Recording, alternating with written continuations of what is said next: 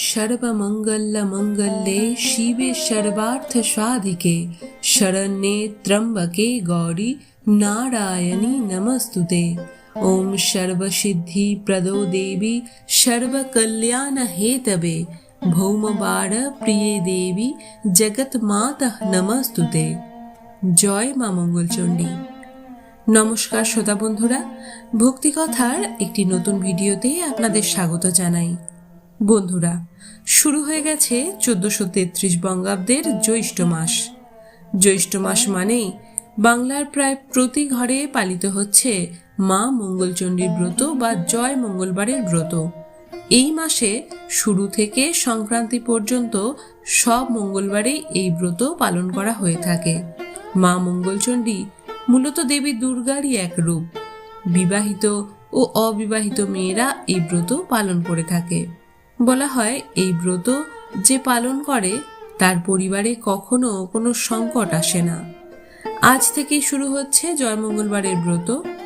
আমরা সকলেই জানি ব্রত কথা বা ব্রত মাহাত্ম্য শ্রবণ বা পাঠ না করলে ব্রতের ফল সম্পূর্ণ পাওয়া যায় না। তাই চলুন আমরা ব্রত কথাটি শুনে নিই। জয় মা মঙ্গলচণ্ডী। এক দেশে এক সদাগর ও এক বেনে বাস করতেন। সদাগরের 7 ছেলে ছিল এবং বেনের ছিল 7 মেয়ে। একদিন মা মঙ্গলচণ্ডী এক বুড়ি বামনির বেশ ধরে প্রথমে বেনের বাড়ি গেলেন। গিয়ে বললেন, ওমা, 2টি ভিক্ষে দাও গো।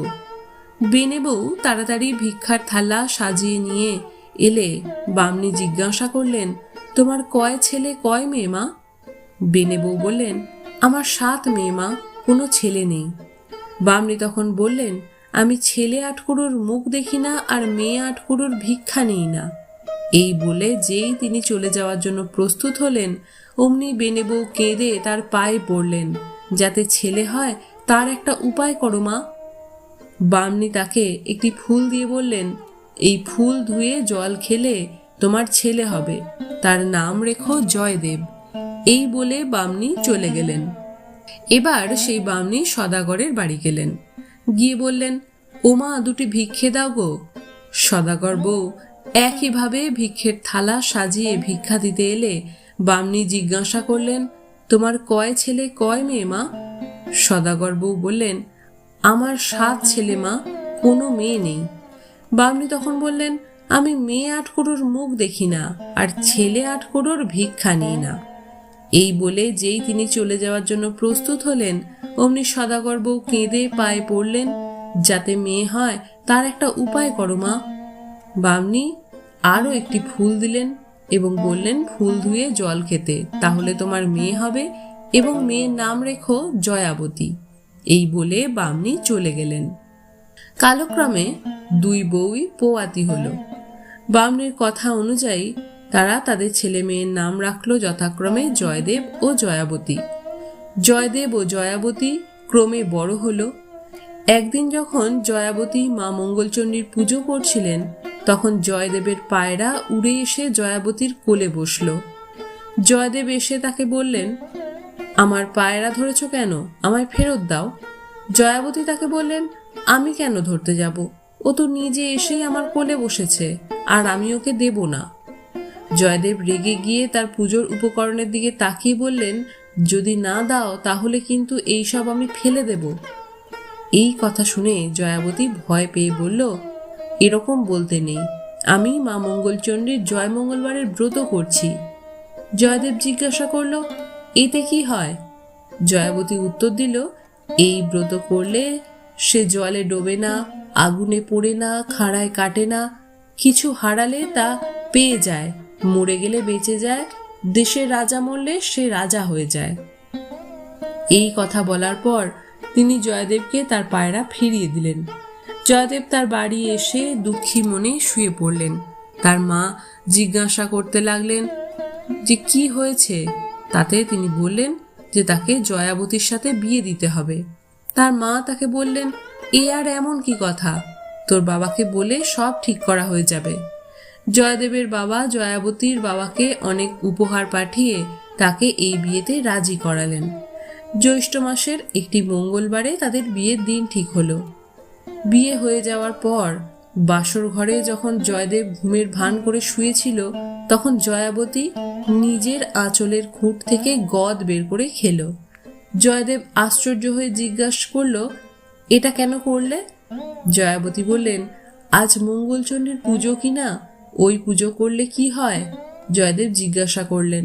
জয়াবতী বলেন, এই ব্রত করলে সে জলে ডোবে না, আগুনে পড়ে না, খাড়ায় কাটে না, কিছু হারালে তা পেয়ে যায়, মরে গেলে বেঁচে যায়, দেশের রাজা মরলে সে রাজা হয়ে যায়।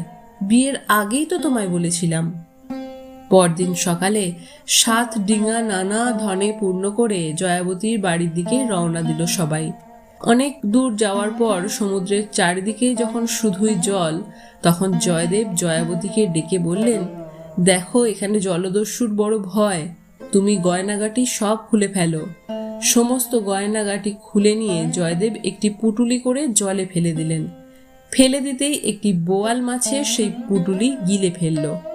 তারপর যখন জয়দেবের বাড়ি বরকনে এলো, পাড়ার সবাই তাদের বরণ করে তুলতে গিয়ে নিজেদের মধ্যেই বলল, মা গো, মেয়েকে গয়নাগাটি কিছুই দেয়নি।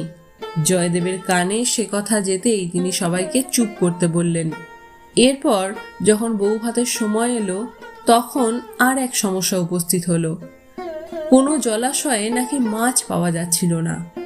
জেলেরা বারবার খালি হাতে ফিরে আসছিল। এই কথা শুনে জয়াবতী তাদের সমুদ্রে জাল ফেলাতে বললেন। জেলেরা সেই কথা মতো সমুদ্রে জাল ফেলে ওই বোয়াল মাছটিকে ধরল, কিন্তু মাছটা ধরা পড়লেও কেউ সেটা কুটতে পারল না। শেষে জয়াবতী বললেন, আমি মাছ কুটব। শুনে সকলে হেসে উঠল, কিন্তু জয়াবতী মা মঙ্গলচণ্ডীকে স্মরণ করে মাছ কুটতে গেল। যেই না বটির গায়ে মাছ ঠেকালো, অমনি মাছ কেটে টুকরো টুকরো হয়ে গেল, আর সেই গহনার পুটুলি তার কোলে এসে পড়ল। তারপর যখন জয়াবতী সেই গয়নাগাটি পরে বেরিয়ে এলেন, সবাই তাকে দেখে অবাক হয়ে গেল। জয়দেব সেই গহনা ফিরে পেতে মনে মনে ভাবলেন যে সত্যিই তো হারানো জিনিস ফিরে এলো। এরপর রান্না করার কথা এলো। জয়দেব বললেন, জয়াবতী রান্না করবে। জয়াবতী তখন মা মঙ্গলচণ্ডীকে স্মরণ করে রাঁধতে গেল। সবাই খেয়ে সুখ্যাতি করল। এরপর তাদের যথাসময়ে একটি ছেলে হলো। একদিন ছেলেকে শুইয়ে জয়াবতী কাজে গেছেন। জয়দেব এসে ছেলেকে নিয়ে গিয়ে কুমোরের পোয়ানে ফেলে দিয়ে এলেন। সেদিন কুমোরের পোয়ানে আগুন জ্বলল না। মা মঙ্গলচণ্ডী এসে ছেলেকে নিয়ে জয়াবতীর কোলে দিয়ে এলেন। আর একদিন জয়দেব ছেলেকে নিয়ে পুকুরে সিঁড়ির তলায় ঘাড় গুঁজে পুঁতে দিয়ে এলেন। মা মঙ্গলচণ্ডী আবারও তাদের ছেলেকে বাঁচিয়ে জয়াবতীর কোলে দিয়ে এলেন। একদিন জয়াবতী ছেলেকে শুইয়ে রেখে কাজ করতে গেলেন। এসে দেখলেন জয়দেব ছেলেকে একখানা কাটারি দিয়ে কাটতে যাচ্ছে। জয়াবতী দেখেই ছুটে এসে চেঁচিয়ে উঠে বললেন, তোমার এখনো বিশ্বাস হলো না? জয়দেব তখন হাত থেকে কাটারি ফেলে বললেন, হ্যাঁ, এইবার আমার বিশ্বাস হয়েছে। তারপর জয়াবতীর আরো অনেক ছেলে মেয়ে হলো। জয়দেব এবং জয়াবতী সুখে ঘরকন্যা করতে লাগলেন। তারা তাদের সমস্ত ছেলে মেয়েদের এই ব্রতের কথা বলে প্রচার করতে বললেন। ধীরে ধীরে এভাবেই জয়মঙ্গলবারের ব্রত সবার মধ্যে প্রচার হয়ে গেল। ইতি জয়মঙ্গলবারের ব্রতকথা সমাপ্ত। শ্রোতা বন্ধুরা, আজ এই ভিডিওটি এই পর্যন্তই। পুরো ভিডিওটি শেষ পর্যন্ত থাকার জন্য আপনাদের ধন্যবাদ। ভিডিওটি ভালো লাগলে একটি লাইক করবেন আর কমেন্টে জয় মা মঙ্গলচণ্ডী লিখতে ভুলবেন না। মা মঙ্গলচণ্ডীর আশীর্বাদে সকলে ভালো থাকুন, সুস্থ থাকুন। জয় মা মঙ্গলচণ্ডীর জয়।